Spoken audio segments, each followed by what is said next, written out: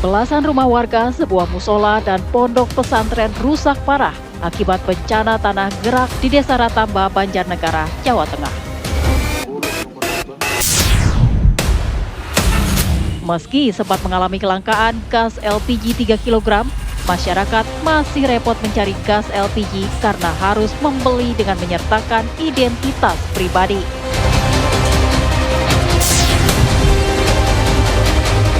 Masihkah pelaksanaan kegiatan studi tour akan dilaksanakan oleh pihak sekolah? Setelah berulang kali mengalami musibah, bahkan berujung kematian.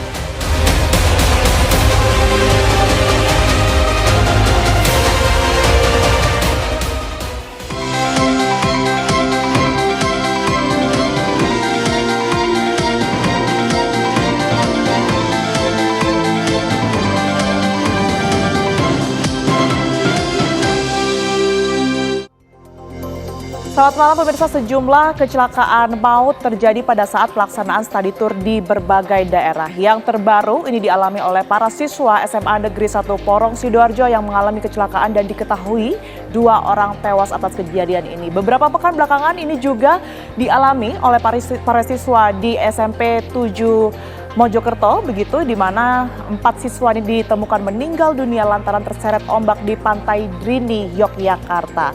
Keberadaan dari study tour pun ini menimbulkan pro dan kontra. Lantas apakah pemerintah ini juga akan mengambil langkah tegas akan keberadaan dari study tour ini? Itulah yang akan kami bahas di Apa Kabar Indonesia Malam hari ini pemirsa, bersama saya Tiara Harahap. Ya, dan juga bersama saya Maria Segaf, kami juga akan menghadirkan beragam informasi lainnya di Apa Kabar Indonesia Malam. Di antaranya bagaimana kemudian pemerintah secara resmi melarang penjualan gas LPG 3 kg atau gas melon di tingkat pengecer per 1 Februari 2025. Jual beli gas LPG 3 kg ini hanya boleh dilakukan di tingkat supplier maupun agen resmi Pertamina agar subsidinya tepat sasaran. Lantas pertanyaannya, bagaimana kemudian prosesnya di lapangan? Bagaimana respon para pedagang di tingkat pengecer maupun juga masyarakat secara umum? Kita akan bahas nanti di Apa Kabar Indonesia Malam selengkapnya untuk Anda.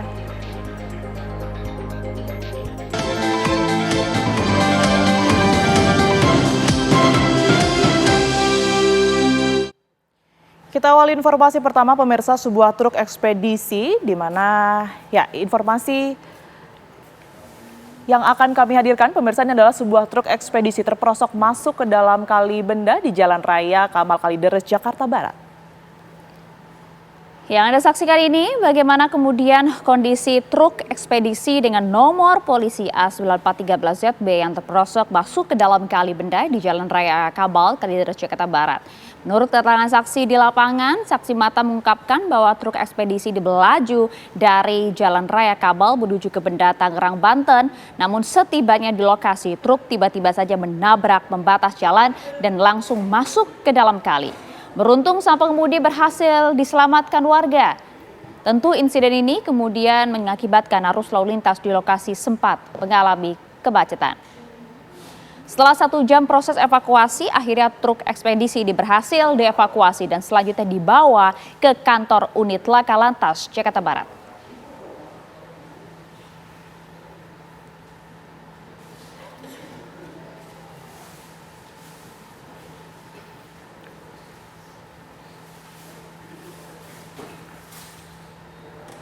Sementara itu pemirsa, banjir di Jalan Nasional Lintas Timur, tepatnya di kilometer 83 Kecamatan Pangkalan Kuras, Kabupaten Pelalawan, Riau, masih tergenang. Ya, inilah kondisi terkini Jalan Nasional Lintas Timur kilometer 83 di Kabupaten Pelalawan, Riau. Kondisi debit air di jalan ini mulai berangsur surut. Saat ini kedalaman air berkisar 30 cm. Dan kini pemirsa, Jalan Nasional Lintas Timur ini kembali mulai dapat dilalui oleh kendaraan roda 2 dan mobil pribadi. Surutnya air disebabkan karena faktor cuaca yang kembali cerah dan ditutupnya pintu air waduk PLTA Koto Panjang.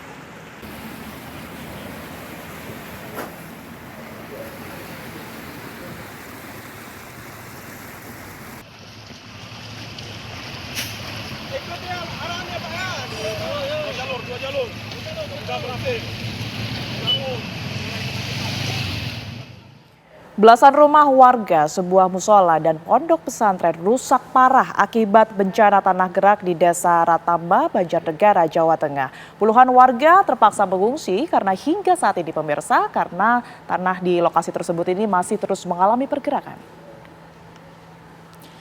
Bencana tanah gerak terjadi akibat intensitas hujan tinggi yang mengguyur wilayah Jawa Tengah.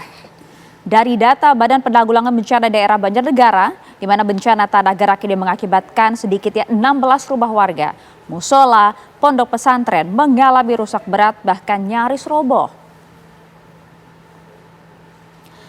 Tanah gerak juga memutus jalan kabupaten penghubung antara Kecamatan Karangkobar dan Kecamatan Batur.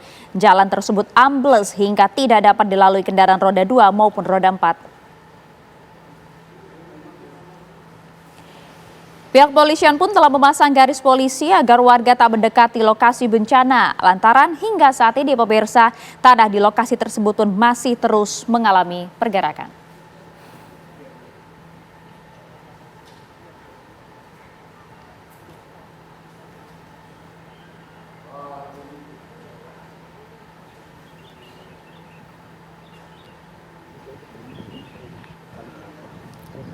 Kita beralih ke informasi lain pemirsa, puluhan pedagang kaki lima di kawasan Permindo, Pasaraya Padang, Sumatera Barat melakukan aksi pemblokiran jalan karena menolak digusur.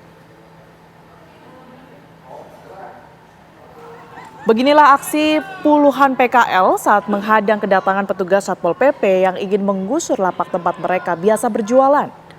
Aksi ini merupakan buntut dari dicabutnya keputusan Wali Kota Padang tentang izin bagi PKL untuk berjualan di kawasan Jalan Permindo. Pencabutan izin tersebut dinilai pedagang dilakukan tanpa solusi terkait relokasi terhadap para PKL. Setelah 2 jam lamanya aksi pemblokiran jalan dilakukan oleh para PKL, akhirnya petugas Satpol PP Padang mundur untuk menghindari terjadinya bentrokan.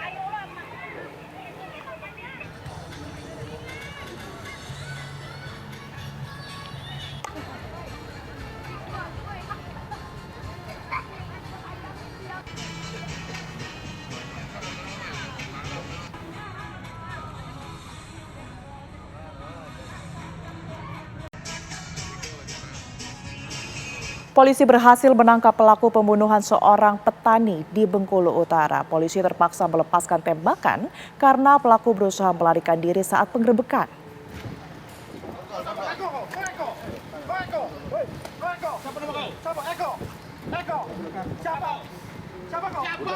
Ya, seorang petani berinisial AG, 29 tahun yang tega membunuh rekan seprofesinya yang berinisial S, warga desa Lembah Duri, Pidang Raya, Bengkulu Utara berhasil ditangkap oleh petugas kepolisian.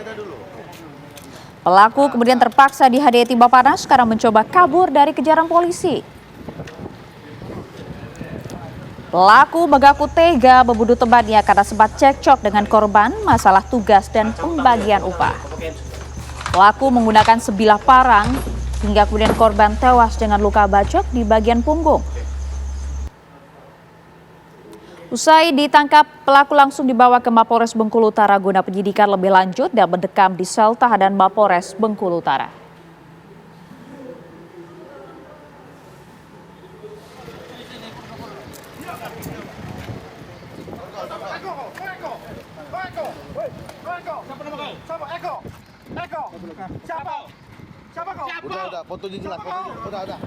Pemirsa, cuaca ekstrim, bencana longsor dan bahkan abrasi menghantam Pantura Flores, Kabupaten Sika, NTT. Akibatnya jalur transportasi di pantai utara Sika tak dapat dilalui kendaraan. 2 titik di jalur pantai utara Sika tertimbun longsor akibat tingginya curah hujan sejak 2 hari terakhir. Titik longsor tersebut di Napung Mali Mude Jebak, tepatnya di Desa Wailabung dan Desa Henga, Kecamatan Talibura, Kabupaten Sika, NTT. Material longsor menutup ruas jalan membuat akses masyarakat ke fasilitas kesehatan dan Kota Maumere terputus. Warga setempat bersama personil kepolisian melakukan pembersihan menggunakan alat seadanya agar bisa dilalui kendaraan. Warga berharap pemerintah segera memperbaiki jalan yang kini menjadi jalan alternatif dari Maumere ke Larantuka pasca erupsi Lewotobi.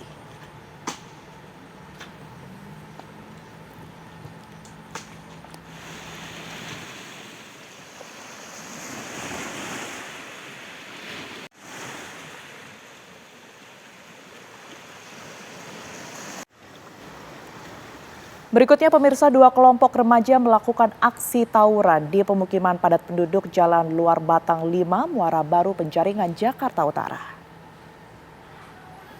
Ya, dua kelompok remaja ini saling serang di pemukiman padat penduduk, pemirsa. Mereka saling serang dengan menggunakan senjata tajam, kemudian batu, bahkan hingga petasan untuk melukai lawannya. Warga sekitar merasa resah dengan adanya aksi tawuran di kawasan ini lantaran rumah serta tempat dagangan mereka pun hancur akibat terkena sasaran tawuran. Selain menggunakan senjata tajam dan batu, para pelaku tawuran juga menggunakan petasan. Warga khawatir terjadi kebakaran rumah lantaran kawasan ini merupakan kawasan pemukimannya warga yang padat penduduk. Tawuran di kawasan ini memang bukan pertama kali terjadi, sudah sering terjadi, bahkan belum diketahui penyebabnya hingga kini. Pihak kepolisian diharapkan untuk lebih dapat meningkatkan patroli rutin di wilayah-wilayah yang rawan terjadi aksi tawuran.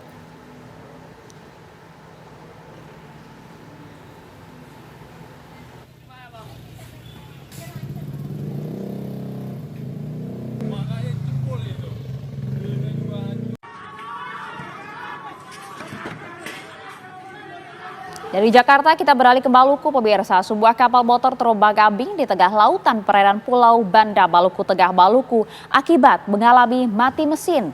Tim SAR gabungan langsung melakukan proses evakuasi kapal menuju ke pelabuhan Banda Neira. Akibat mati mesin, kapal motor KM Berkat Taloda terapung selama berjam-jam saat gelombang tinggi sekitar 2 meter lebih di perairan laut Pulau Banda, Maluku Tengah, Maluku pada Sabtu pagi pukul 6.34 waktu Indonesia Timur.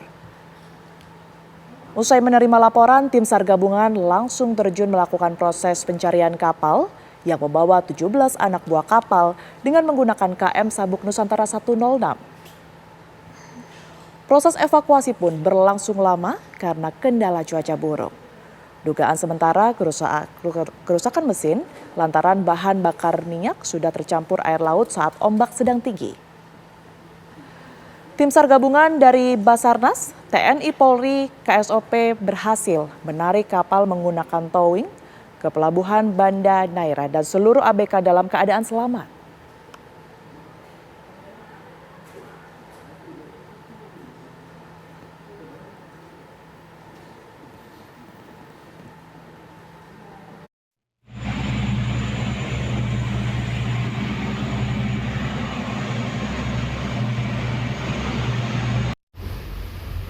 Berikutnya pemirsa, kebijakan pemerintah yang melarang pengecer penjual gas LPG 3 kg mulai 1 Februari 2025 mendapat penolakan dari para pedagang kelontong. Selain itu, para pelaku usaha kecil juga mengaku keberatan dengan adanya kebijakan yang dianggap akan merepotkan mereka dalam mencari kebutuhan tabung gas LPG 3 kg. Terhitung pemirsa mulai 1 Februari 2025 pemerintah resmi melarang warung-warung pengecer menjual gas LPG 3 kg atau gas melon. Jika warung pengecer ingin melakukan jual beli LPG maka harus memiliki izin dengan syarat mendaftarkan nomor induk berusaha atau NIB. Pedagang kelontong di wilayah Jakarta Pusat menolak kebijakan tersebut. Menurutnya pemirsa, keberadaan mereka menjual gas melon hingga 24 jam sangat membantu masyarakat yang kapanpun membutuhkan gas LPG 3 kg. Meski begitu, sejak mengalami kelangkaan, para pedagang kelontong ini mengaku kesulitan mendapatkan stok gas melon untuk memenuhi kebutuhan pelanggan rumahan hingga para pelaku usaha kecil. Langkah pemerintah yang meminta masyarakat membeli gas LPG 3 kg ke pangkalan malah memakan waktu dan justru biaya tambahan. Mereka berharap pemerintah dapat kembali menstabilkan stok LPG 3 kg di wilayah Jakarta agar masyarakat tak lagi kesulitan untuk membeli gas LPG 3 kg.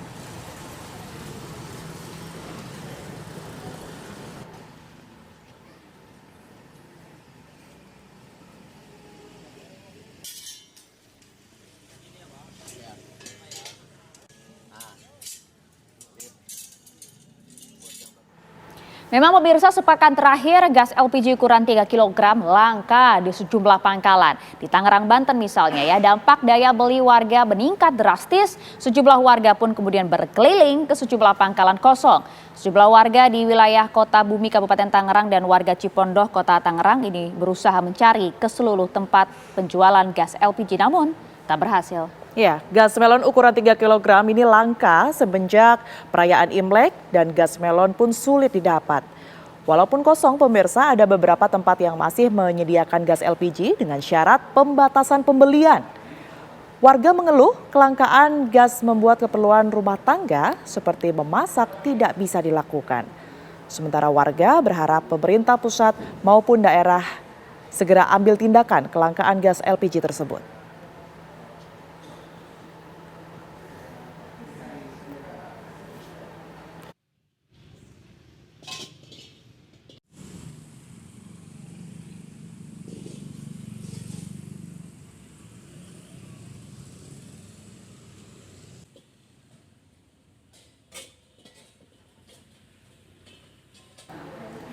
Ya, kebijakan pemerintah yang melarang pengecer menjual gas LPG 3 kg mulai 1 Februari 2025 ini mendapat penolakan dari para pedagang kelontong. Ya, hal ini dinilai akan merepotkan warga saat membutuhkan gas LPG 3 kg pada malam hari karena harus mencari agen gas untuk membelinya.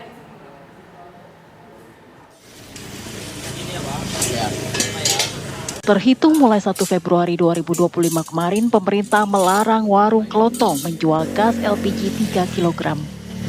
Jika warung pengecer ingin menjual LPG, mereka harus memiliki izin dengan syarat mendaftarkan nomor induk berusaha atau NIB. Kebijakan itu membuat pedagang kelontong resah karena penghasilan dari warungnya bisa menurun. Menurutnya, menjual gas LPG 3 kg bisa membantu masyarakat. Masyarakat yang butuh gas LPG 3 kg pada malam hari tak perlu membeli gas ke agen gas LPG. Tidak setuju, Bang. Soalnya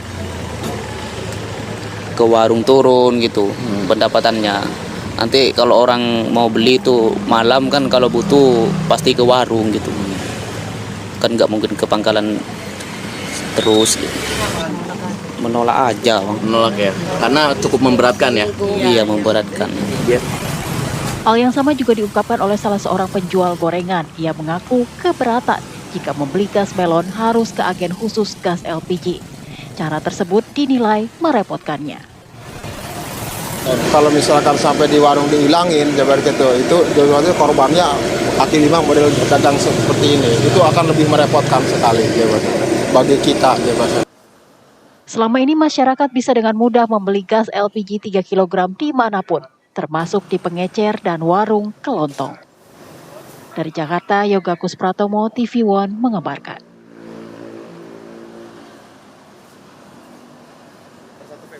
Pemerintah resmi membatasi penjualan gas LPG 3 kg melalui pengecer. Pertamina menjamin pasokan gas LPG 3 kg tak berkurang.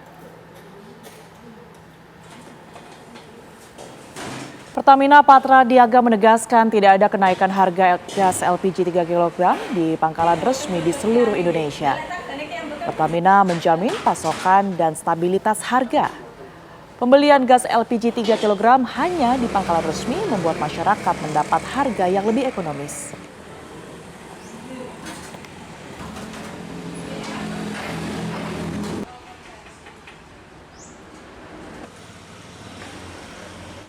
Sehubungan dengan kebijakan pemerintah melalui Kementerian SDM bahwa per 1 Februari 2025 LPG 3 kg sepenuhnya hanya dilayani di pangkalan resmi LPG 3 kg Pertamina dan tidak lagi di pengecer. Pertamina Patra Niaga melakukan gerak cepat dengan menyediakan akses link bagi masyarakat agar bisa mudah untuk mengetahui titik pangkalan terdekat di wilayah masing-masing.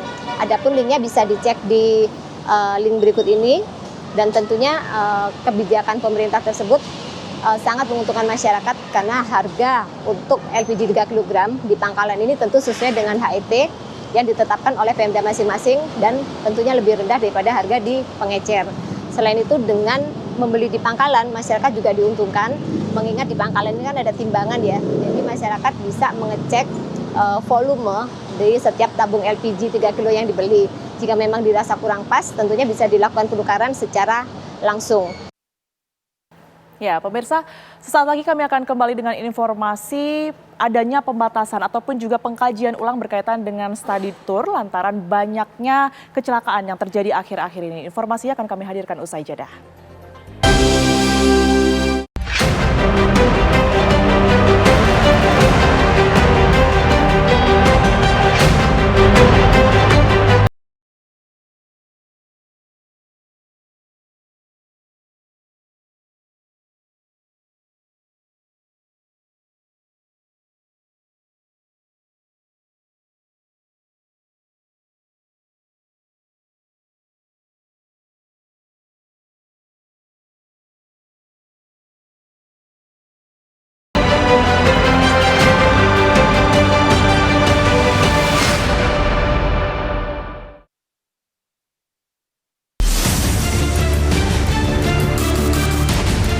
Momentum jalan-jalan keluar kota memang ajang yang mengasihkan untuk melepas kepenatan.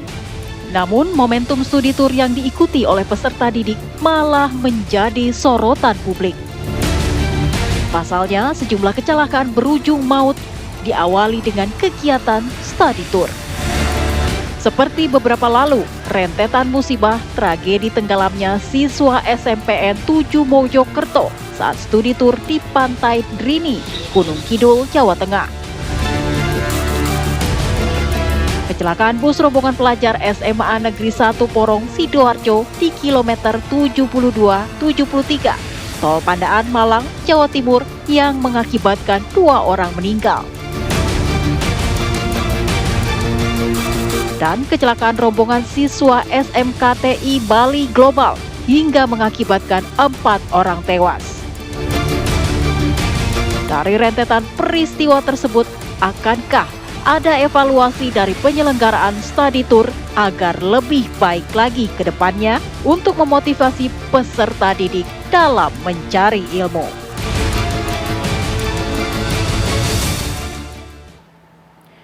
Ya, berkaitan dengan study tour ini juga telah menjadi pro dan kontra lantaran beberapa pekan belakangan ini beberapa kali pula kejadian yang kemudian ini mengakibatkan kecelakaan, kemudian juga tidak sedikit yang menyebabkan siswa hingga meninggal dunia, begitu ya pemirsa. Kami akan membahasnya dalam dialog di Apa Kabar Indonesia Malam. Pada malam hari ini sudah ada sejumlah narasumber yang hadir di studio maupun juga melalui sambungan Zoom. Kami sapa terlebih dahulu melalui sambungan Zoom sudah ada Prof. Atif Latiful Hayat yang merupakan Wakil Menteri Pendidikan Dasar dan Menengah. Selamat malam, Pak Wamen. Selamat malam, Mbak Tiara, apa kabar? Sehat Pak Wamen, terima kasih sudah bergabung di Apa Kabar Indonesia Malam. Kemudian juga yang sudah hadir di studio saat ini sudah ada Mas Satriwan Salim yang merupakan Koordinator Nasional Perhimpunan Pendidikan dan Guru atau P2G. Selamat malam Mas Satriwan. Selamat malam Mbak Terima Tiara. kasih sudah hadir. Ya, nanti juga akan bergabung bersama kami pemirsa Prof. Cecep Darmawan yang merupakan pengamat kebijakan pendidikan dari UPI. Namun sebelumnya saya akan langsung mengarah ke Pak Wamen terlebih dahulu. Pak Wamen, ini kan sudah menjadi semacam polemik ya mengenai keberadaan study tour yang nampaknya ini kerap menimbulkan masalah begitu. Tidak 1-2 kasus saja. Saya ingin tahu terlebih dahulu untuk di Kementerian Anda pembahasannya sudah sejauh apa Pak Wamen? Ya, mungkin saya ingin terlebih dahulu menyampaikan ya silakan. mengenai manfaat dari study tour.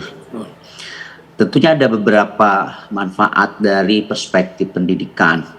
Antara lain ini yang pertama untuk meningkatkan motivasi belajar.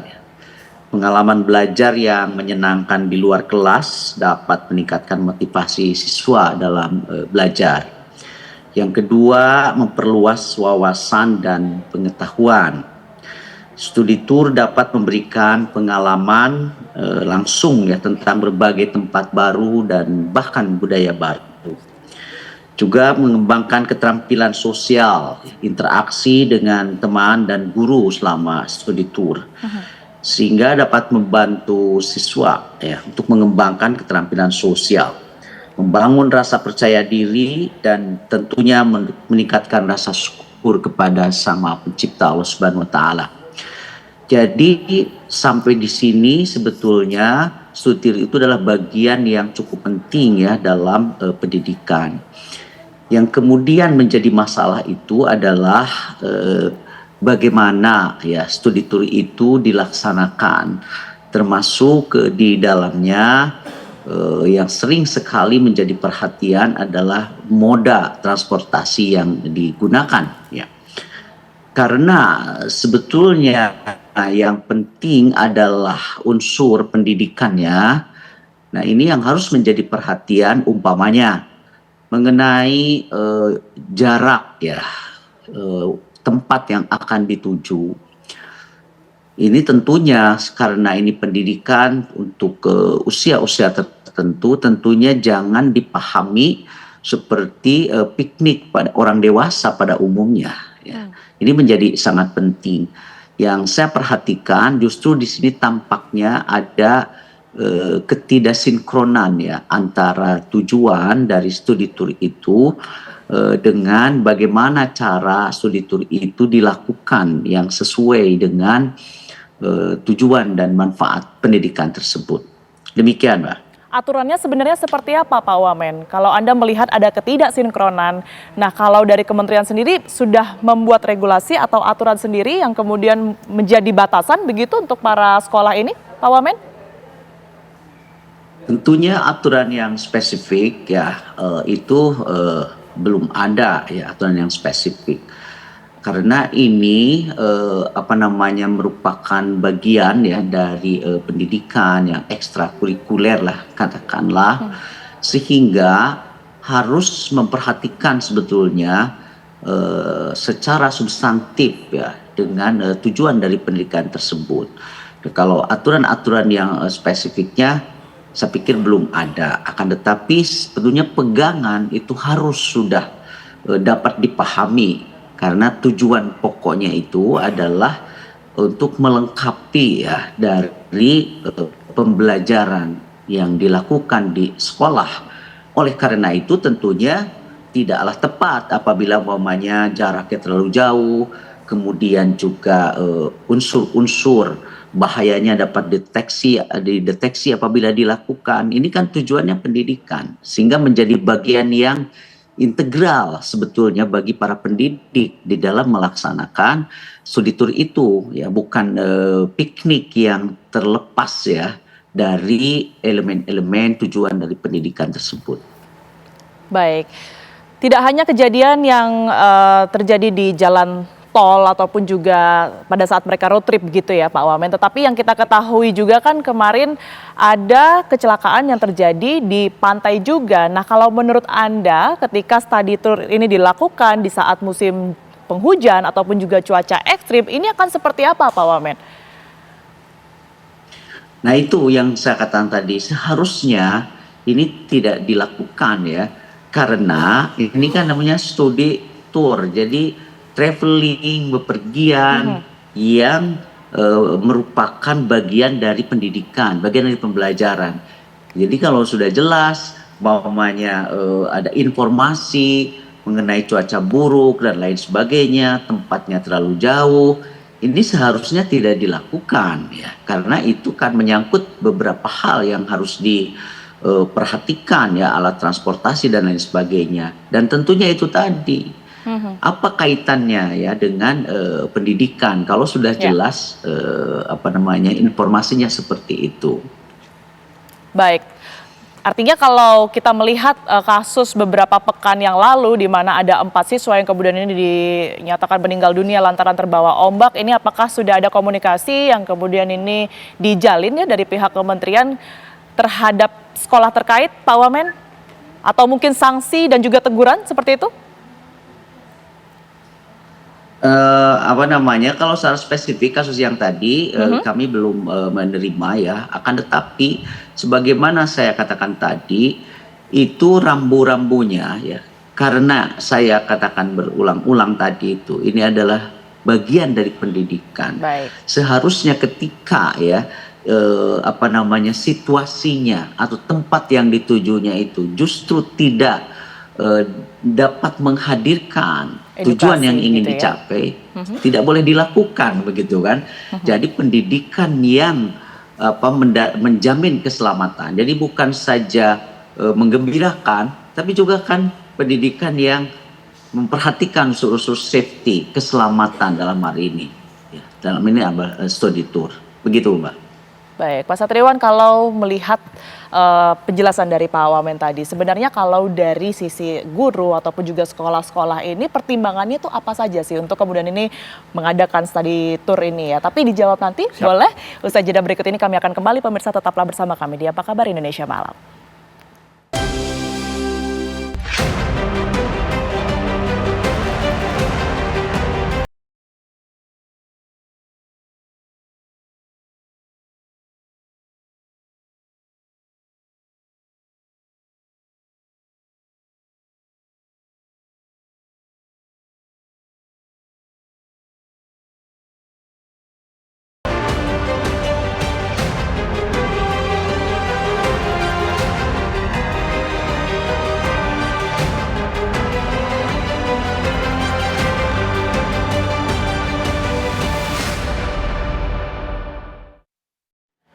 Anda kembali di Apa Kabar Indonesia Malam, pemirsa. Saya akan langsung mengarah ke Mas Satriwan. Mas Satriwan, ini kalau melihat kasusnya, ini kan memang ternyata tidak bisa dilarang juga begitu ya. Nampaknya kalau saya tangkap dari tadi Pak Wamen mengatakan ini juga dibutuhkan begitu. Tapi secara pertimbangan sendiri, sekolah biasanya memberangkatkan termasuk mungkin pemilihan lokasinya. Ini seperti apa sebenarnya? Ya, yang pertama tentu kami dari P2G mengucapkan turut berduka cita ya, berbelasungkawa karena anak-anak kita ini sudah menjadi korban yang sangat sering ya. Tidak hanya peristiwa di Mojokerto, SMP Negeri 7 ya, ada Porong, sebelumnya Depok, hampir setiap daerah ada, dan itu nggak hanya SMA SMK, SD SMP juga jadi korban gitu, terkait kegiatan studi wisata.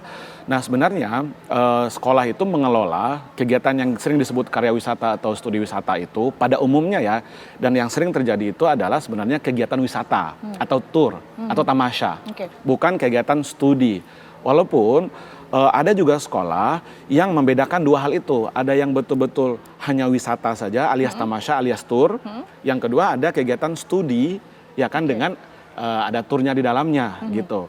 Bahkan ada yang disebut field trip. Itu ya, perbedaannya field trip, seperti gitu apa? Ya. Sebenarnya sama gitu ya. Kalau di SMK itu ada kunjungan industri namanya gitu. Kemudian juga ada field trip. Bahkan ada live-in misalnya kalau di sekolah-sekolah Katolik. Ada trip observasi macam-macam. Intinya itu kegiatan yang sifatnya di luar sekolah. Atau yang kita sebut sebagai pembelajaran luar ruang. Secara konsepsi itu ada dalam konteks studi. Karena dia adalah studi, berarti itu include ke dalam kurikulum sekolah atau madrasah. Wajib berarti ya? Wajib, ada yang wajib. Kayak kunjungan industri dan seterusnya. Ya kan, kemudian kegiatan yang sifatnya studi di luar sekolah ini memberikan pengalaman yang bervariasi kepada anak. Ya kan, dan itu di negara-negara maju pun dikelola sedemikian rupa bahwa tempat belajar tidak hanya di ruang kelas sekolah, tapi bisa juga di luar sekolah, bisa ke museum, bisa ke pasar, benar nggak? Bisa ke tempat-tempat masyarakat adat dan seterusnya. Nah, ke pabrik dan seterusnya. Itu yang kita sebut sebagai tadi ada field trip, kunjungan industri, dan itu masuk ke dalam kurikulum. Nah, yang sering sebenarnya terjadi di pemberitaan kita selama ini adalah kegiatan yang sebenarnya itu hanya semata-mata tamasya atau tour, ya kan, tanpa studi. Tidak ada edukasi apapun berarti? Tidak ada edukasi gitu. Dalam konteks yang Mojokerto misalnya, ini kan juga wisata. Dalam konteks kasus yang sekolah, yang Porong ya, SMA Negeri 1 ya, Porong, itu juga kalau kita lihat acara foto angkatan, kelas 12 karena sudah mau perpisahan. Nah, momen-momen untuk kegiatan yang sifatnya perpisahan, kemudian tour gitu ya, kenaikan kelas itu biasanya di akhir tahun ajaran baru atau di akhir tahun biasa Desember atau biasanya Juli. Itu timing yang dipilih oleh sekolah pada umumnya ya. Nah, ini saya pikir harus ada regulasi memang dari Kemdikdasmen gitu ya untuk mengatur bagaimana pengelolaan dua kegiatan yang berbeda tadi. Ada yang studi di luar kelas, outing kelas kita sebut atau outdoor activity. Dan yang kedua adalah yang betul-betul hanya tamasya, tanpa studi gitu ya. Nah, apa yang diatur mulai dari perencanaan, pelaksanaan, sampai dengan pasca kegiatan gitu. Nah, selama ini memang dibebaskan saja sekolah sedemikian rupa gitu. Walaupun 2024 kemarin pasca kasus SMK yang Depok, yang di Subang itu, banyak anak-anak kita yang tewas di situ. Nah, itu daerah Pemda, Dinas Pendidikan langsung melarang. Nah, melarang apapun bentuk kegiatan studi tour, karya wisata, field trip, wisuda di luar sekolah. Walaupun setiap daerah berbeda, kalau Jawa Barat itu ada yang di luar kota. Membolehkan hanya di satu kota saja. Di satu kota, betul, kalau DKI Jakarta melarang. Ya kan, kegiatannya hanya di dalam sekolah gitu. Nah, kami pikir ini juga ya reaksioner, walaupun sekarang buktinya setiap daerah sudah banyak lagi anak-anaknya yang melakukan studi tour atau studi wisata gitu ya. Karena apa? Kita acap kali reaksioner. Ya kan, pemerintah daerah, pemerintah pusat ya reaksioner melihat kasus-kasus seperti ini gitu. Dan untuk Pak Wamen tahun 2024 itu Pak Wamen hapunten ya, itu ada surat edaran Sekjen ya Kemdikbud tentang tata cara pemilihan bus pariwisata yang berkeselamatan, ya kan, sebagai respon terhadap peristiwa yang di Depok SMK yang terjadi kecelakaan gitu ya. Nah, itu dikeluarkan surat edaran nomor 9 tahun 2024. Kami berharap sebenarnya lebih dari surat edaran. Apakah itu peraturan bersama Menteri ya Pendidikan dengan Menteri Agama, bahkan sampai ke perguruan tinggi. Nah, Mbak Tiara tahu perguruan tinggi juga seperti itu, kegiatan luar kampus itu banyak sekali. Bahkan level SMP SMA, LDKS ya, OSIS latih OSIS gitu, itu kan pakai truk terbuka. Walaupun dengan truk TNI, truk Polri, buktinya memang tidak menjamin juga gitu ya. Nah, yang di Porong itu kan truknya Brimob ya? polisi gitu kan ya. Nah, ini betul-betul harus ada standar kesehatan, standar keamanan, standar keselamatan dalam bingkai tata kelola. Berapa orang minimal guru yang harus mendampingi, itu nggak ada. Kita membebaskan sekolah saja. Sekolah mengatur dirinya memang untuk itu. Madrasah gitu ya. Jadi tidak diatur.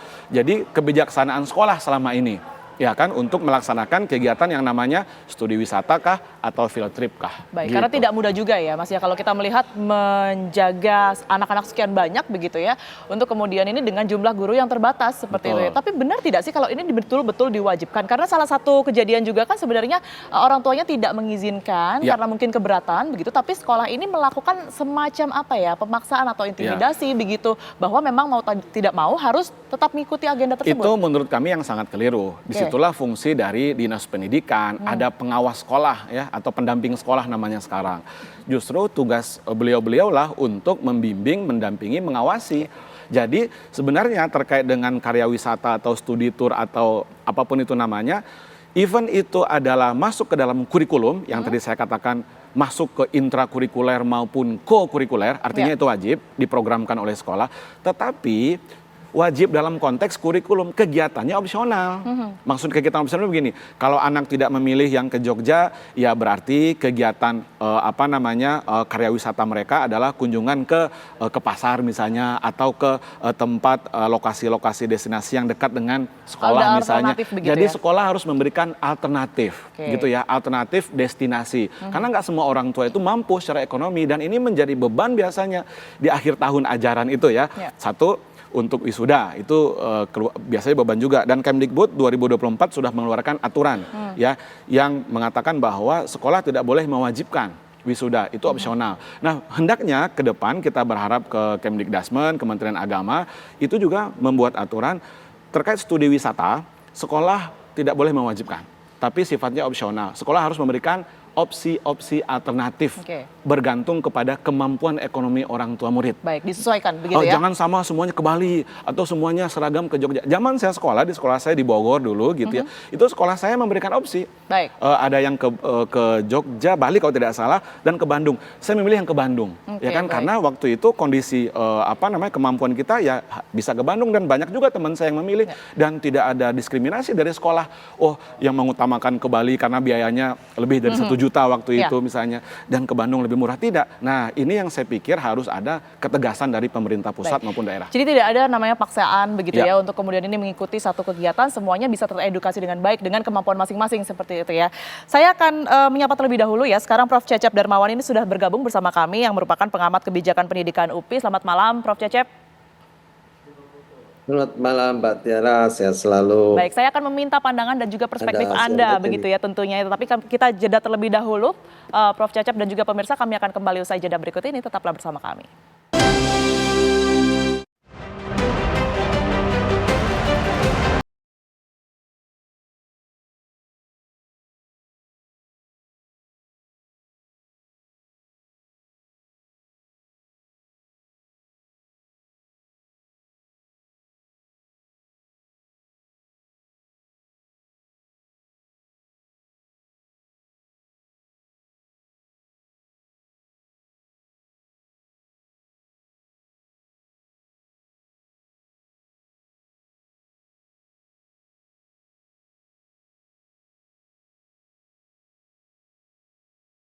Kembali di Apa Kabar Indonesia Malam pemirsa, dan sebelum saya mengarah ke Prof. Cecep, kami baru saja tersambung begitu ya dengan orang tua korban atas nama Malvin Yusuf. Ini sudah ada Ibu Istiqomah dan juga didampingi oleh kuasa hukumnya Pak Rifan Hanum. Selamat malam Ibu Istiqomah, Assalamualaikum. Waalaikumsalam warahmatullahi wabarakatuh. Baik Ibu Istiqomah, kami dari keluarga besar TV One tentunya mengucapkan bela sungkawa mendalam atas kepergian dari Malvin ya Bu. Ya. Baik, semoga Ibu dan juga keluarga ini diberikan ketabahan. Saya ingin sekali mendengar cerita Ibu begitu ya berkaitan dengan awal mula pihak sekolah untuk kemudian ini menawarkan Malvin, anak ibu, tergabung dalam study tour pada beberapa waktu lalu. Ini seperti apa, Bu Istiqomah? Ya, sebenarnya menolak. Itu rencananya Nggak, sejak saya bulan apa? itu Silakan, Bu 1 Istiqomah. bulanan. 1 bulanan kalau nggak salah. 1 bulan, itu artinya di bulan Desember, Bu Istiqomah? Iya. Ceritanya seperti apa, Bu Istiqomah?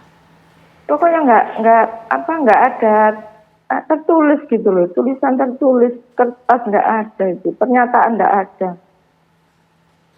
Tidak ada tulisan tertulis ataupun juga undangan, begitu ya. Informasi yang pada saat Nggak. itu Ibu terima dari pihak sekolah bagaimana, Bu Dari Istiqomah? anak saya sendiri kalau mau ada studi tour.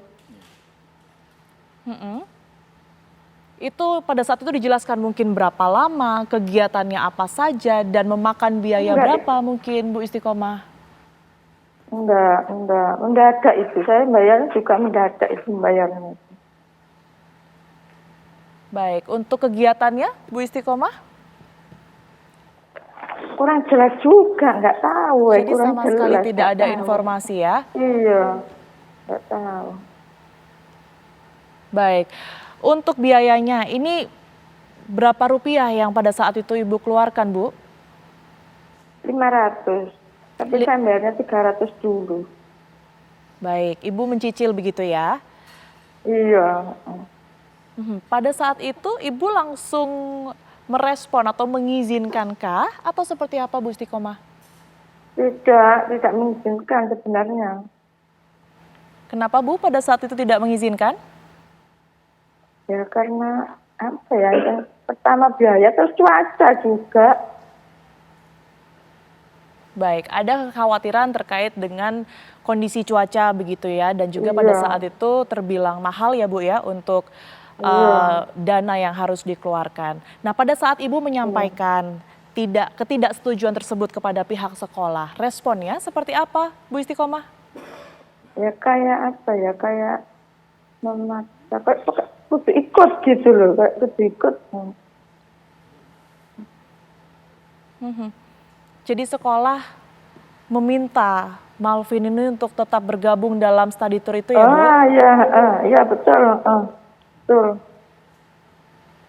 Iya, apa yang dikatakan pihak sekolah, Bu, untuk kemudian mengajak Malvin tetap ikut dalam rombongan tersebut, Bu? Maksudnya apa? Kurang paham. Yang dikatakan pihak sekolah mungkin untuk kemudian tetap mengajak Malvin ini seperti apa, Bu Istiqomah? Ya ajakan untuk ikut, pokoknya ajakan merayu, ayo Malvin ikut ya, temannya ikut semua. Sekolah ini mewajibkan Malvin untuk ikut, artinya Bu Istiqomah? Iya, kayaknya ngerayu gitu loh, sebenarnya nggak mengizinkan. Merayunya dengan cara apa, Bu? Ya anaknya dipanggil itu, saya ke ruang guru itu. Baik. Iya. Setelah pada saat itu Malvin berangkat akhirnya. Nah, setelah itu komunikasinya seperti apa, Bu? Sampai pada akhirnya Ibu mendengar bahwa ada kejadian tersebut. Nggak ada informasi dari sekolah itu, nggak ada. Kalau anak saya meninggal itu nggak ada dari sekolah. Tahunya saya pergi sendiri itu ke dinas pendidikan, infonya. Pertama kali Ibu mendengar, Bu, bahwa Malvin ini kecelakaan begitu ya, mohon maaf sebelumnya. Ini dari siapa, Bu Istiqomah? Ya dari sosmed itu, suami terus telepon saya, suami juga dari sosmed. Suami Ibu diinformasikan oleh? Sosmed. Sosial media. Iya. Baik, tahu dari sosial media. Lantas setelah itu komunikasi pihak sekolah ke Ibu seperti apa? Apakah sempat menemui kah atau bagaimana, Bu Istiqomah? Nggak ada. Cuma setelah meninggal ini baru diberitahu. Cuma ya telat.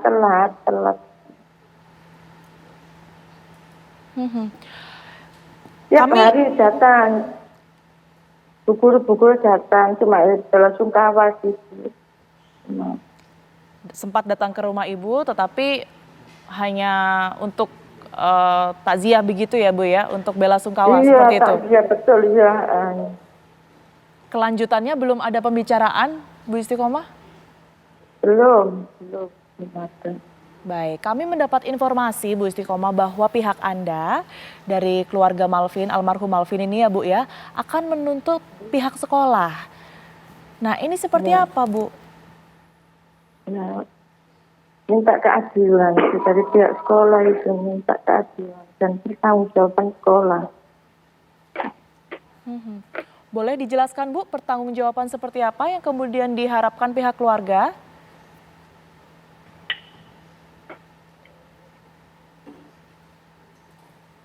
Bu Istiqomah, masih tersambung Bu? Ya, masih. Baik. Masih.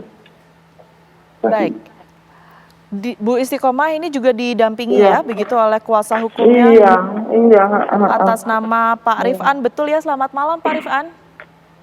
Selamat malam. Baik Pak Rifan, boleh dijelaskan kalau saat ini kan Ibu Istiqomah ini ingin menempuh jalur hukum begitu ya, ingin menuntut. Nah keadilan seperti apa yang kemudian ini ingin didapatkan Pak Rifan?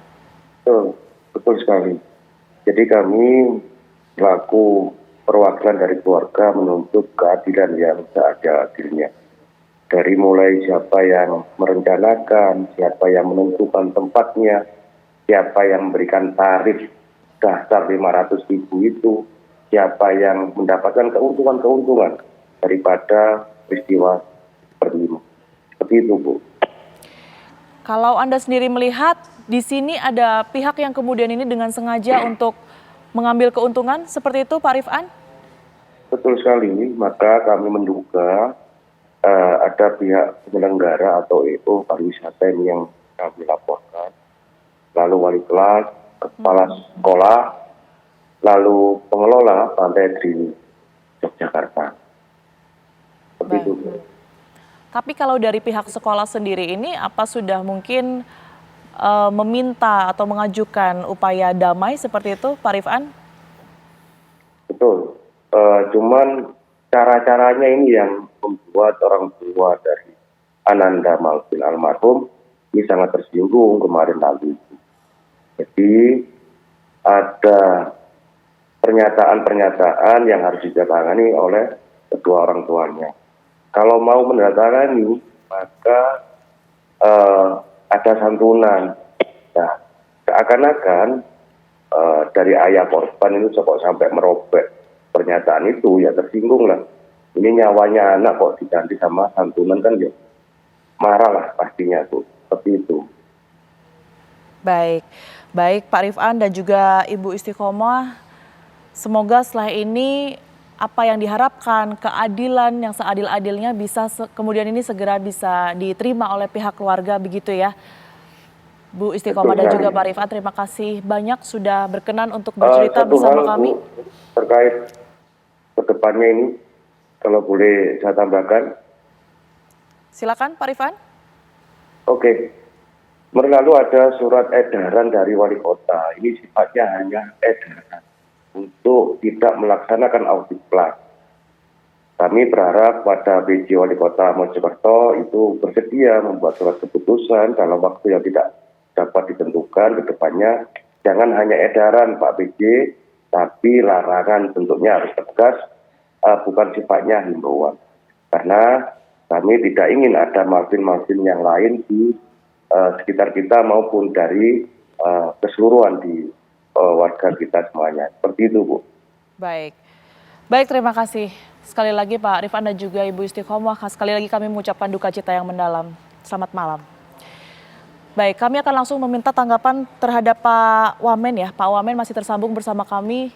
ini bisa langsung ditanggapi. Tadi sudah ada keluhan bahkan tuntutan dari pihak keluarga Pak Wamen terhadap pihak sekolah begitu ya, karena awal mulanya ini tidak mengizinkan, pada akhirnya mereka merasa untuk kemudian ini dipaksa dan juga ikut, pada akhirnya menjadi korban dari kegiatan study tour tersebut Pak Wamen. Anda melihatnya seperti apa?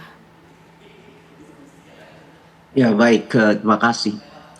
Jadi tadi Pak Satriwan ya, Betul. mendeskripsikan dua kegiatan ya, apakah itu studi tour ataupun field trip, dua-duanya kan melibatkan unsur dari sekolah ya. Dan yang kedua, meskipun itu namanya field trip, tetap itu ada unsur wisatanya. Dan itu bukan sesuatu yang negatif gitu ya dalam hal ini, karena saya katakan tadi bagian dari pendidikan. Yang kemudian menjadi masalah itu adalah bagaimana studi itu atau field trip, studi tour itu dilaksanakan. Nah ini menyangkut banyak hal ya, moda transportasi, tujuan dan lain sebagainya, termasuk tadi tentunya tidak bisa dibenarkan ya dengan mewajibkan, memaksa dan lain sebagainya. Ini kan akhirnya melahirkan tanggung jawab. Ya. Kalau umpamanya terjadi seperti pemaksaan dan lain sebagainya, ya tentunya ini kan tidak bisa dibenarkan, harus ada mengandung konsekuensi tanggung jawab. Nah, sebetulnya kasus-kasus ini banyak terjadi dan kami tadi menyimak yang disampaikan baik oleh Pak Satriwan dan terakhir tadi saya agak terputus ya, saya belum mendengar komentar dari Prof. Cecep. Ini mendorong kami untuk membuat ya regulasi yang komprehensif tentang hal ini agar tujuannya tercapai ya, dari kegiatan di luar sekolah tersebut. Karena kalau direspon secara kasuistik ya, maka akan banyak terjadi hal yang serupa. Ya. Sebetulnya kan studi tour itu juga bahkan dilakukan oleh sekolah swasta ya yang memiliki kemampuan finansial yang cukup, bahkan mereka ke luar negeri. Tentunya pakai pesawat. Hanya pesawat kan salah satu moda transportasi yang paling aman ya, begitu. Nah masalahnya itu kan kemudian ketika terjadi musibah, kecelakaan, nah padahal di situ banyak pihak yang terkait dan pada umumnya itu kalau kami perhatikan itu moda transportasi yang digunakan itu tidak memenuhi katakan kelaikan ya untuk digunakan. Baik. Nah tadi kami diingatkan oleh Pak Satriwan ada edaran ya untuk terkait dengan moda transportasi. Tentunya dari informasi-informasi yang kami terima tadi, ini mendorong kami untuk segera melakukan kajian dan yang nantinya akan membuat regulasi yang diperlukan agar tujuan dari kegiatan di luar sekolah tersebut tercapai. Baik, demikian, Mbak. Regulasi dan juga kajian begitu ya, tetapi nanti akankah juga ada sanksi tegas bagi sekolah, karena tadi juga sudah ada desakan bahkan untuk kemudian ini memberikan sanksi kepada sekolah dan juga berkaitan dengan larangan ya. Jadi sudah bukan himbauan lagi, izin Pak Wamen, ini mereka meminta untuk dilarang secara total. Anda akan menanggapi seperti apa? Tentu pertama kita kan harus melakukan regulasinya dulu. Dan tentunya setiap pelanggaran siapapun ya itu harus bertanggung jawab. Harus mempertanggungjawabkan atas pelanggaran yang dilakukannya. Tapi tentunya kami harus terlebih dahulu ya membuat aturan yang komprehensif tentang hal ini. Baik. Demikian, Mbak. Baik, saya ke Prof. Cecep. Prof. Cecep, Anda melihat ini bisa dimaknai seperti apa yang sebenarnya terjadi di dunia pendidikan kita sebenarnya, Prof? Ya, tentu pertama ikut prihatin dan duka cita ya atas musibah yang telah terjadi itu. Yang kedua, memang kita itu seringkali salah mengartikan ya studi tour dengan tour itu sendiri gitu. Nah, harus dibedakan mana studi tour, mana yang bukan studi tour. Ada dua hal yang harus dilihat. Satu, substansi studi tour itu seperti apa ya. Yang kedua, teknisnya. Jadi kalau lihat dari substansinya, ya studi tour itu sebetulnya ya metode pembelajaran anak-anak agar dia bisa memahami atau melihat secara langsung apa yang terjadi di lapangan, yaitu studitur. Dan ada dengan suasana yang menyenangkan dan lain-lainnya. Dan substansi ini harus dilihat dari juga teknisnya, bagaimana perencanaannya, tujuannya seperti apa, tepatnya kemana, melibatkan siapa gitu ya. Dan yang lebih penting lagi ada SOP. Tadi Pak Wamen saya kira sudah bagus ya. Nah, kementerian dan Pemda saya kira harus segera membuat seperti apa SOP-nya. Misalnya soal kendaraannya seperti apa, kemudian tadi apakah ini wajib seluruhnya misalnya atau opsional ya. Pak Satriwan juga tadi menawarkan beberapa ulasan. Jadi ya mas saya bukan dilarang studi turnya, tetapi diatur studi tur itu seperti apa gitu ya. Baik. Nah, dan tidak harus misalnya apakah studi tur selalu pakai kendaraan ya. Ya, itu juga tidak selalu begitu. Bahkan tadi dicontohkan beberapa sekolah swasta ke luar negeri misalnya ya. Jadi bukan dilarang studi turnya, tetapi diatur studi turnya sehingga bisa safety, bisa menyenangkan. Kalau perlu juga dibantu oleh pemerintah, oleh CSR, sehingga anak-anak itu bisa gratis misalnya ke sana, itu jauh lebih hebat ya. Dan kendaraannya yang layak seperti apa, ada sertifikasinya misalnya ya. Soal juga sopirnya kalau perlu ya, seperti apa kita juga ingin ketahui ya. Termasuk juga tadi anak-anak itu ya dilibatkan orang tuanya, itu penting tuh sebelum dilaksanakan. Jadi sekali lagi jangan karena ada musibah kemudian semua di stop ya. Ya tentu kita harus lihat kasus per kasus. Dan saya juga sepakat yang salah itu harus bertanggung jawab ya. Nah, siapa saja yang bersalah bertanggung jawab dan itu bagian dari pembelajaran bagi kita. Jadi harus dibedakan sekali lagi studi tur dengan tur itu sendiri gitu ya. Jangan dicampur adukan. Baik, ada perbedaan mengenai berbagai macam pembelajaran begitu ya, baik itu study tour maupun juga tur itu sendiri. Nah, tapi kan catatannya ini dalam kurun waktu setahun ini saja sudah cukup banyak begitu ya. Nah, evaluasinya ini seperti apa saja? Nanti saya akan tanya ke Prof. Cecep usai jeda berikut ini, tetaplah bersama kami.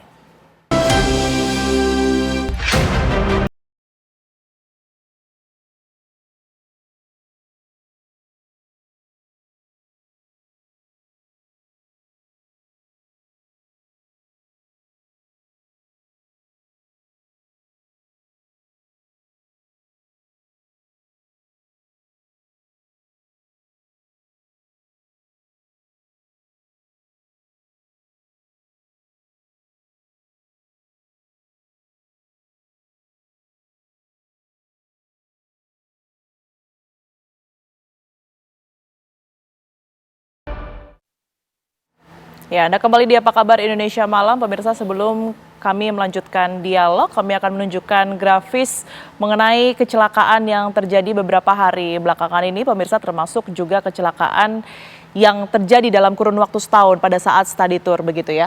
Nah, ini sudah ada datanya study tour maut 2024-2025. Yang pertama ini di Ngawi tanggal 18 Januari 2024 di mana bus SMA Negeri 1 Sidoarjo terguling setelah menabrak pembatas jalan di tol Ngawi menuju Surabaya. Dari kejadian ini seorang guru dan seorang siswa meninggal dunia, pemirsa, di mana 21 penumpang lain ini juga mengalami luka-luka. Kemudian di 11 Mei 2024, lokasinya di Subang, tentu Anda masih ingat ini bus Trans Putra Fajar mengangkut 53 siswa SMK Lingga Kencana, acaranya adalah perpisahan. Nah, saat kembali ke Depok, bus melaju tak terkendali karena gagalnya fungsi rem. Kemudian terjadi insiden maupun juga kecelakaan. Ini 10 penumpang bus dan 1 pemotor meninggal dunia.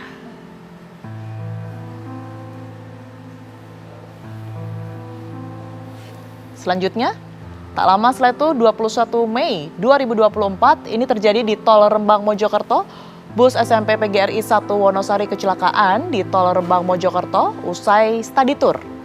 Kecelakaan diakibatkan sopir mengantuk atau microslip dan 1 orang guru serta kenek bus dinyatakan meninggal dunia. Puluhan siswa pun selamat meski mengalami luka-luka.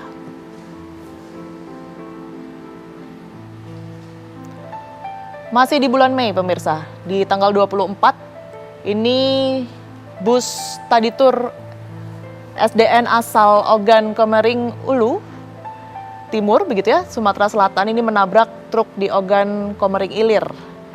2 korban tewas dari insiden ini dan puluhan korban luka-luka.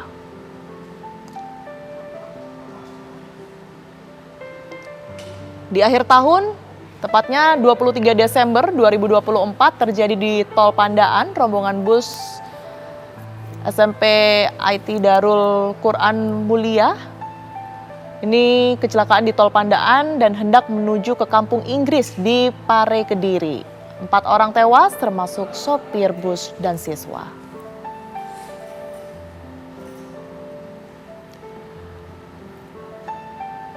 Baik, ini di tanggal 8 Januari 2025, beberapa waktu yang lalu di Malang, bus SMKTI Bali Global Badung mengalami remblong di Kota Batu. Bus ini sedang dalam perjalanan Semarang, Yogyakarta dan akan ke Malang lagi. 4 orang meninggal dunia, 2 luka berat, 43 penumpang alami syok berat. Di Yogyakarta, pemirsa, 28 Januari 2025, hal ini tidak terjadi di jalanan begitu ya insidennya. 13 siswa SMPN 7 Mojokerto ini terseret ombak ke tengah laut di pantai Drini, Yogyakarta. 9 siswa berhasil dievakuasi selamat pemirsa, namun 4 siswa meninggal dunia. Dan yang terakhir, ini kejadian terbaru pemirsa di Tol Pandaan 1 Februari 2025, bus Brimob yang kemudian ini membawa 31 siswa SMA Negeri 1 Porong beserta 2 guru pendamping mengalami kecelakaan tunggal di Tol Pandaan Malang. Sopir bus dan 1 pelajar dinyatakan meninggal dunia.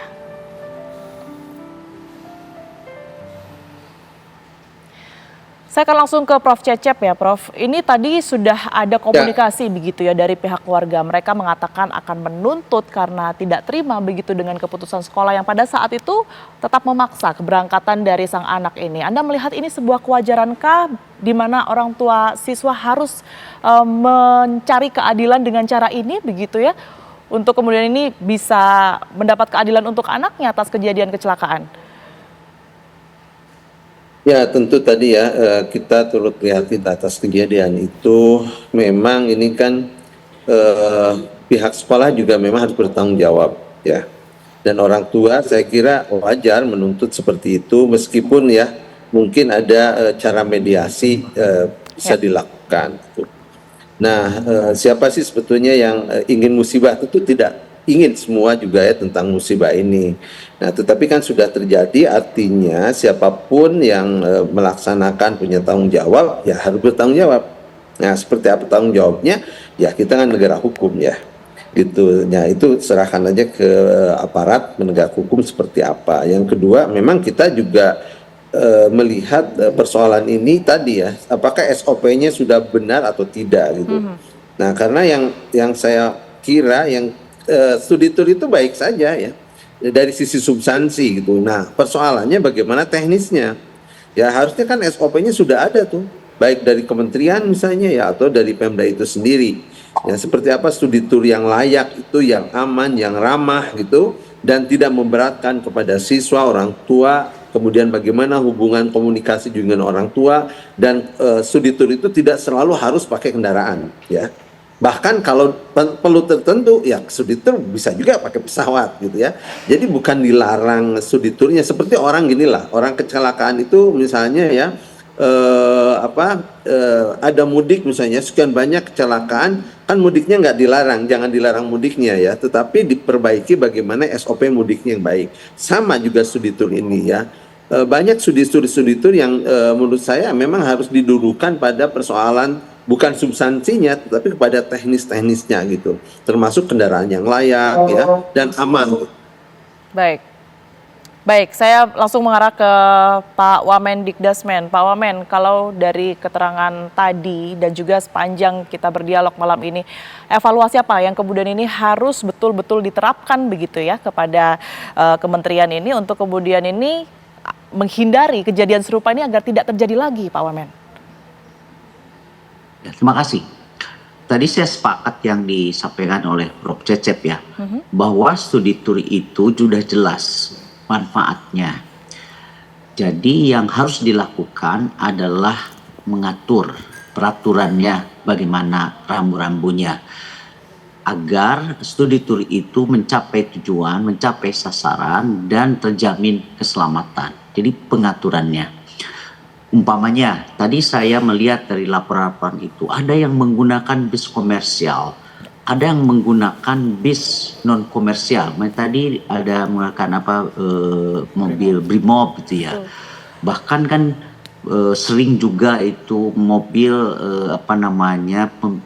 pemiliknya instansi tertentu begitu. Nah ini nanti akan kita atur ya, karena ini menyangkut tanggung jawab ya, tanggung jawab pengangkut ya. Itu harus kita atur. Jadi sekali lagi bukan dilarang studi tournya karena kemanfaatannya hampir disepakati ada gitu. Tapi bagaimana dilakukan dengan selamat ya. Tentunya dengan memperhatikan, saya katakan tadi itu kalau umpamanya anak SD, masa dia harus turnya itu beratus-ratus kilometer ya. Kemudian kalau anak SMP, kemudian kalau SMA. Nah belum lagi yang menarik tadi, namanya perpisahan. Sebetulnya apakah itu masih memenuhi syarat untuk dikaitkan itu dengan kegiatan sekolah gitu. Jadi harus dipilah-pilah ini dari kasus-kasus yang tadi.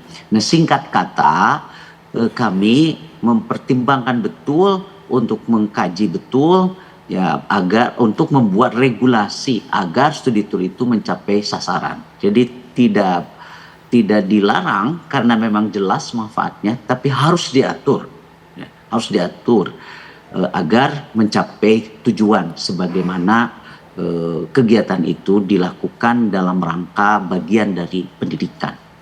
Baik, demikian Pak Tiara. Baik, terima kasih. Saya ke Mas Satriwan. Mas Satriwan, ini seperti apa kemudian ini agar kejadian serupa tidak terjadi lagi, tetapi juga jangan sampai sekolah ini terus-terusan disalahkan begitu ya, agar tidak terjadi lagi bagaimana orang tua siswa ini harus kehilangan anaknya dan juga melakukan penuntutan terhadap sekolah. Ya, yang pertama tadi Pak Wamen kan sudah satu pemahaman dengan kita ya, bahwa harus ada regulasi yang mengatur. Betul. Harus diklasifikasi, ada yang namanya kegiatan studi tour atau field trip atau trip observasi atau live in, apapun yang sifatnya akademik, itu satu. Yang kedua yang sifatnya tamasya semata atau tour semata gitu ya, wisata semata, itu dua. Yang ketiga ada perpisahan misalnya, dan yang keempat ada wisuda. Ini memang yang menjadi keberatan ya banyak orang tua, apalagi yang tidak mampu, karena pembiayaan sekolah itu, pembiayaan pendidikan itu mahal, karena ada 4 ini nih gitu kan ya, yang biasanya itu sekolah-sekolah mewajibkan. Nah di regulasi nanti yang dibuat oleh Mendikdasmen bersama Menteri Agama, ini harus dipilah-pilah betul gitu ya. Yang kedua pelibatan semua stakeholder, misal dalam menentukan destinasi, lokasi gitu ya, dan waktu kegiatan studi tour kah atau field trip kah, itu mestinya melibatkan komite sekolah. Dan sekali lagi diulangi, harusnya bersifat opsional. Tidak wajib, meskipun itu adalah misalnya bermuatan akademik, ya kan, bukan yang wisata, akademik gitu, tetapi tetap sekolah harus memberikan opsi-opsi. Bahkan sampai memilih yang paling bawah, yaitu tidak memilih keluar misalnya, tapi hanya membuat laporan dan seterusnya, observasinya melalui online itu juga bisa gitu. Jadi satu, karena orang tua memang merasa terbebani dengan biaya yang 4 tadi itu ya, studi tour, ada yang tamasya, ada yang perpisahan, kenaikan kelas, dan ada wisuda gitu. Nah untuk yang wisuda saya rasa Kemdikbud waktu 2024 juga sudah mengeluarkan aturan ya, 2023 kalau nggak salah aturannya, bahwa itu juga sifatnya opsional.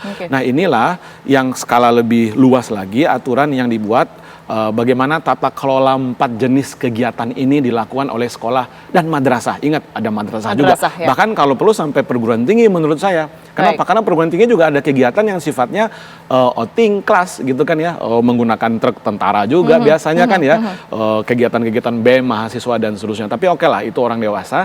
Ini anak-anak saya pikir jangan sampai ada korban lagi ke depan gitu ya. Terima kasih. Baik, Pak Satriwan, terima kasih sekali atas perspektifnya begitu ya. Dan juga yang sudah bergabung tadi ada Prof.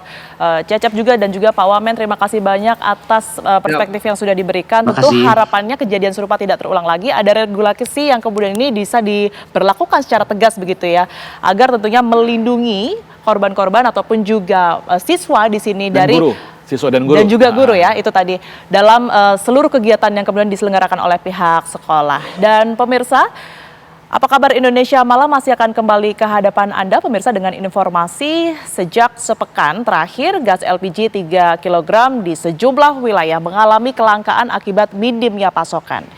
Selain langka, harga gas LPG 3 kg ini juga mengalami kenaikan. Informasinya akan kami hadirkan usai jeda. Ya, Anda kembali di Apa Kabar Indonesia Malam, pemirsa. Sejak sepekan terakhir, gas LPG 3 kg di sejumlah wilayah mengalami kelangkaan akibat minimnya pasokan. Selain langka, harga gas LPG 3 kg juga mengalami kenaikan.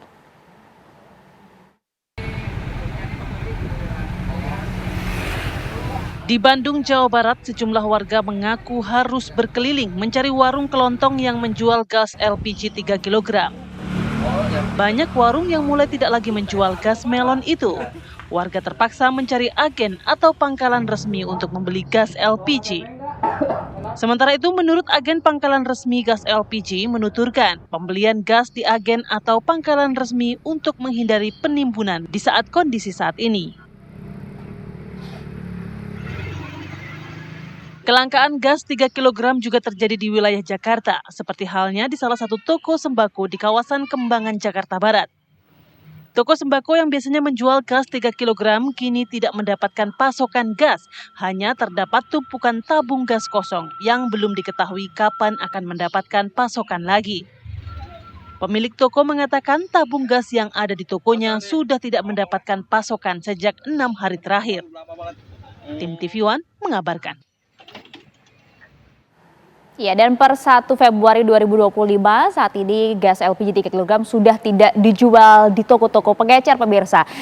Pemirsa dapat kemudian membeli dan juga menjual gas LPG 3 kg di tingkat agen-agen resmi di Pertamina. Tapi lantas sebenarnya seperti apa ya respon dan juga tanggapan dari para pedagang eceran di toko-toko kelontong maupun juga para pengguna dari gas LPG 3 kg ini?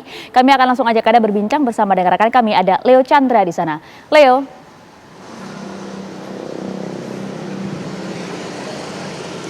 Selamat malam Maria Segaf dan juga pemirsa TV One. Beberapa pekan belakangan ini tabung gas LPG 3 kilo ini sempat langka di beberapa pengecer yang ada di seluruh wilayah. Salah satu tempat saya mengabarkan di kawasan Pulau Asam, Jakarta Timur, pemirsa, di mana di belakang saya ini saya ingin mengajak Anda lebih dekat lagi untuk melihat bagaimana ketersediaan tabung gas LPG 3 kilo yang ada di salah satu toko ini. Dan ada hal yang menarik juga nih Maria Segaf, adanya pemberlakuan ataupun pembelian gas 3 kilo ini wajib membawa KTP dan juga KK.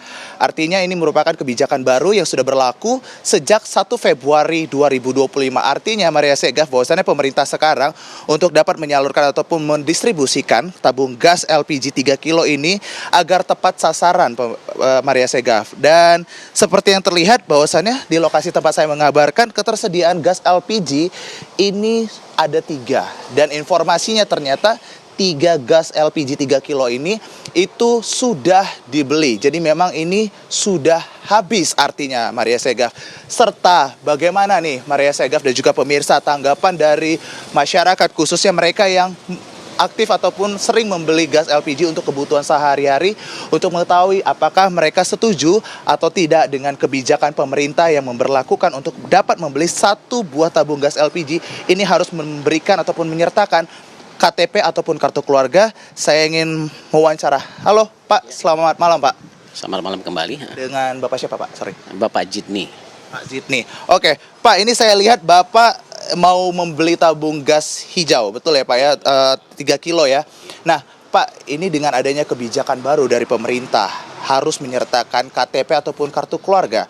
Bagaimana nih pendapat Bapak sebagai pembeli begitu ya, di mana memang biasanya kan tidak membutuhkan KTP untuk dapat membeli gas LPG 3 kilo ini Pak? Ya, kalau menurut saya kan pedagang Indomie ya segala macam ya kan. Ini saya hanya sekaligus menyuarakan dari pedagang-pedagang lain yang tetangga-tangga saya. Kadang itu kita pakai bisa 1-2 sehari gas 3 kg ini.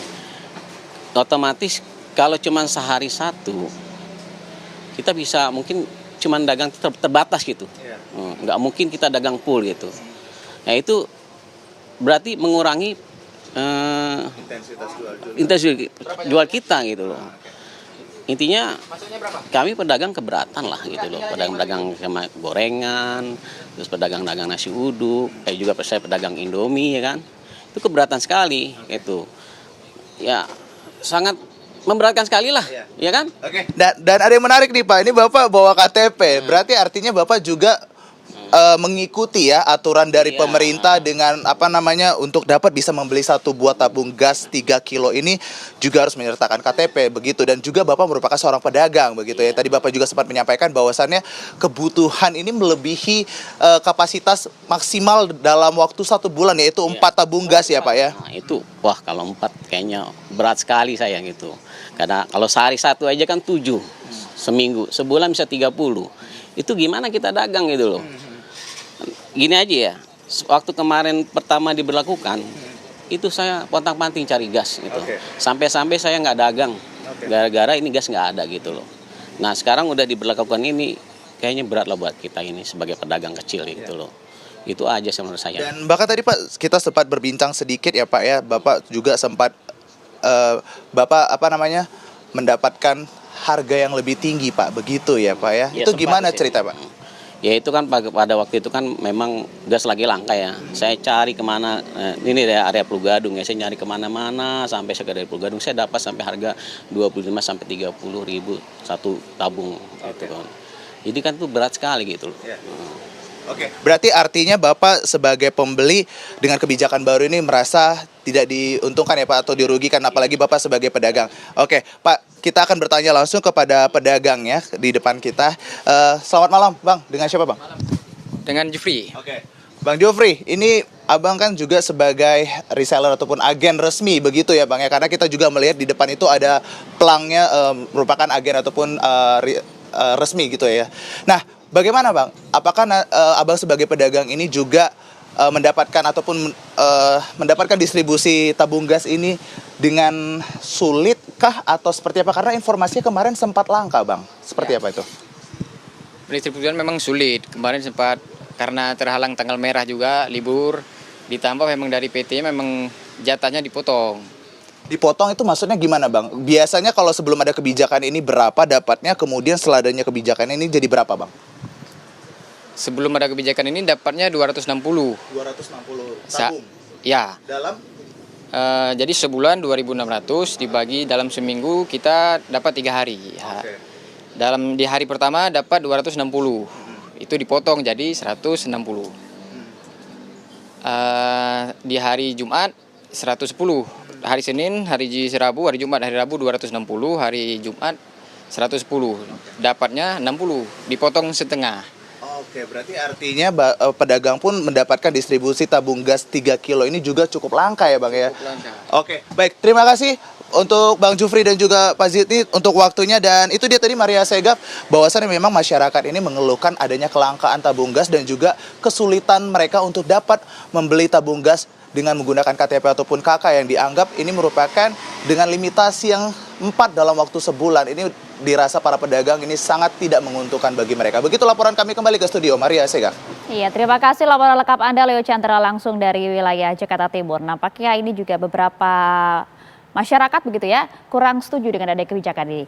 Kami akan jeda terlebih dahulu pemirsa, saat lagi kami akan kembali dengan informasi Menteri Pertahanan Syarif Syamsuddin dan Panglima TNI meninjau kapal induk Prancis yang berlabuh di Labuhan Gilimas, Lombok Barat, Nusa Tenggara Barat.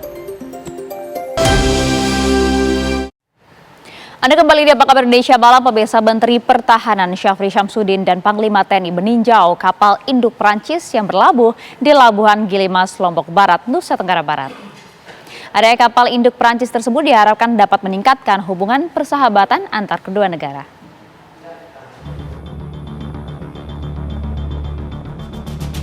Kapal perang Prancis Charles de Gaulle R91 yang merupakan kapal induk Prancis bersandar di Pelabuhan Gilimas, Lembar, Kabupaten Lombok Barat, Nusa Tenggara Barat.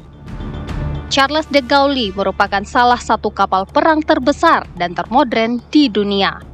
Kapal ini memiliki panjang 262 meter dan dilengkapi berbagai persenjataan canggih serta sejumlah pesawat tempur. Menurut Menteri Pertahanan Republik Indonesia, Syafri Samsudin, kedatangan kapal induk Prancis ini diharapkan dapat meningkatkan hubungan persahabatan antara kedua negara. Itu yang paling penting, kami meningkatkan hubungan persahabatan seperti halnya Presiden Prabowo meningkatkan hubungan persahabatan dengan Presiden Macron. Kedatangan Menhan RI bersama Panglima TNI Jenderal Agus Subianto di kapal induk Prancis disambut oleh Komandan kapal Kapten Georges Antoine Florentin serta Menhan Prancis Sebastien Lecornu. Dari Lombok Barat, Nusa Tenggara Barat, Herman Zuhdi, TV One mengabarkan. Ya, informasi tadi sekaligus menjadi akhir perjumpaan kita di Apa Kabar Indonesia malam pemirsa. Tiara. Ya, dan sesaat lagi Anda dapat menyaksikan program Kabar Utama bersama dengan Zinka Nela. Saya Tiara Harahap dan Maria Asegaf pamit undur diri. Terima kasih. Sampai jumpa.